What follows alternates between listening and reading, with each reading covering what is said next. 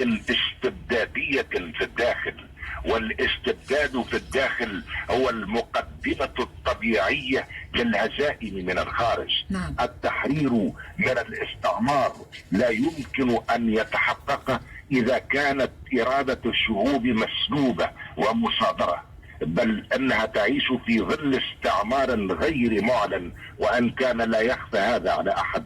فالتحرير قادم مهما طال الزمن، والباطل لا يصير حقا بمرور الزمن. حينما يستعيد المواطن العربي حريته في ذلك الوقت سوف تتحرر فلسطين. للأسف الاستبداد هو المعرقل، نعم، هو المعرقل للشعوب، واضح أستاذي العزيز. لكن ما رأيك أستاذي؟ معناها كثر الحديث والشعب التونسي كل أغلبيته مع هذه اللافتة التي رفعت في ملعب رادس، التي تقول معناها كرهناكم يا حكام تحاصرون قطر وإسرائيل في سلام. هي محاصرة قطر، لكن هي المحاصرة الحقيقية من القضية الفلسطينية. هذا هو معناه بيت القصيد. نعم، المحاصرة الحقيقية للقضية الفلسطينية. وللأسف مرة أخرى لم ينجح هذا الحصار إلا بتواطؤ الأنظمة العربية. من يحاصر الفلسطينيين؟ انظروا إلى الخريطة، من يحاصر الفلسطينيين؟ الفلسطينيون محاصرون من الأنظمة العربية. بطبيعة الحال هم تحت الاحتلال، ولكن الحصار المفروض عليهم هو حصار قبل كل شيء من أنظمة عربية تبدي في الخطب وفي المناسبات دعمها أو تبنيها للقضية الفلسطينية. ولكن ما أبعد الممارسة عن هذه الشعارات التي يرفعونها. لكن في المؤتمر الأخير، ونقص على حديثك بالعسل أستاذنا، نعم، ظهرت وتجلى معناها تجلت المواقف الحقيقية للأنظمة العربية إزاء القضية الفلسطينية. ظهر جليا موقفهم. نعم، ظهر جليا لأنهم في الواقع متواطئون مع الكيان الصهيوني. لم يكن في العلن ولكن في السر، يعني متواطئون. يعني القضية ليست قضية نظام واحد أو قضية تتعلق بموقف من بلاد عربية.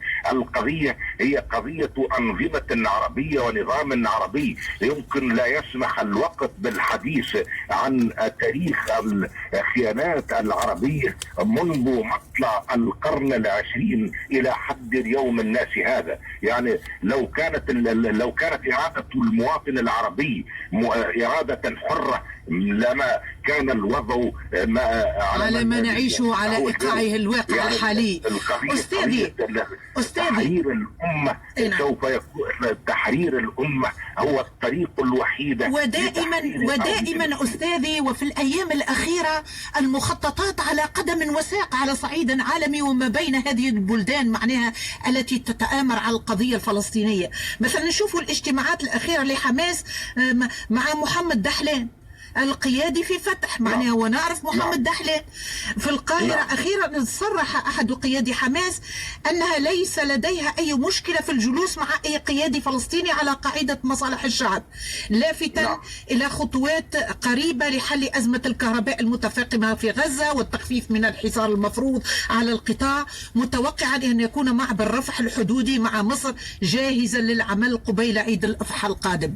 لكن على أي طبق تأتي هذه الأشياء معناها التي نريدها جميعا أن يتحصل عليها أهالينا في غزة؟ على أي طبق يا سيدي؟ على أي طبق؟ نعم، تطبخ الأطباق وتطبخ المناورات. يعني قضية الكهرباء هذه كل مرة تطرح. لماذا هي مطروحة أصلا؟ لو أن قطاع غزة كان غير محاصر، يعني تطرح لهذه القضية كل مرة في نقص الكهرباء والبترول القادم للأسف من الكيان الصهيوني. المفروض أن القضية لا تطرح تماما، لأن غزة لها حدود مع مصر وليست حدود فقط مع الجزء المحتل من الأرض الفلسطينية. يعني تطبخ. يعني الحديث يطول عن المؤامرات وعن كل الترتيبات التي وقعت منذ أوائل القرن العشرين بتواطؤ مع عدد من القادة العرب. أذكر هنا وأتذكر فقط مؤتمر لندن الذي تم منذ سنة 95 وألف إلى سنة 97 وألف، هذا الكامبل بانرمان الذي بدأ تقسيم الأمة، وكان المؤتمر إعدادا لوعد بلفور. كيف تواطأ عدد من الحكام في ذلك الوقت لتمرير هذا المخطط حتى جاء وعد بلفور، وحتى جاءت بعد ذلك كل الهزائم لم تأتنا من العدو، الهزائم جاءتنا من الاستبداد في داخل وهذا يا سيدي العزيز، شكرا لك على تقبلك للدعوة، لكن دعني أكمل معك حديثك. نعم. أنه ينعم عليك بكل خير إن شاء الله، وأنت تستحق كل شيء. الانتخابات عما قريب، ولا نريد أن نتحدث في هذا اليوم، لكن ما بعد رمضان سنتحدث عن الانتخابات، وكم نريدك موجود في الساحة السياسية يا سيدي إن شاء الله.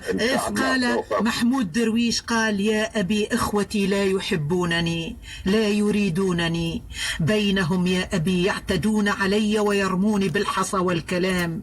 يا أبي إخوتي لا يحبونني. وهذه الكلمات تلخص علاقة يوسف عليه السلام مع إخوته، أيضا القضية الفلسطينية وكل الأنظمة العربية. شكرا لك أستاذي، ما أسعدني دائما بأن تتحدث إلينا. ولكن أذكر هنا قصيدة أو جزء من قصيدة لأحمد مطر، يقول: سوف نحيل الذل بالأحجار عزا ونذل المستحيل. فعلا. شكرا لك ويومك سعيد. كيف